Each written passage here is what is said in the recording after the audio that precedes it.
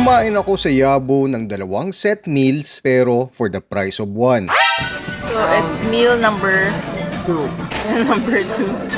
Paano to nangyari? So kagabi nag-crave si Mrs. ng Yabo. Kahit hindi ako mahilig sa tongkatsu, dito kami kumain. Buti na lang madami na silang choices ngayon. Grabe ang pila dito, lalo na sa Mega Mall. Kala mo MRT. In fairness sa Estancia branch, pang number 5 lang kami sa pila kaya mabilis kaming nakapasok. Habang niluluto ang pagkain namin, tuwang-tuwa naman si Mrs. sa paggawa ng sauce niya. After ilang minutes, dumating na rin ang food namin. Si Mrs. matik na pork tongkatsu yan. Ako naman, nag-seafood meal. Buti na lang meron na silang ganito. And to my surprise, masarap siya. Lalo na yung fish fillet. Favorite ko din ang coleslaw nila. Pero, nung nag-request na ako ng second serving ng cabbage ko, may napansin akong gumagapang sa cabbage. Hindi masyadong kita sa video pero merong maliit na langaw na gumagapang dito.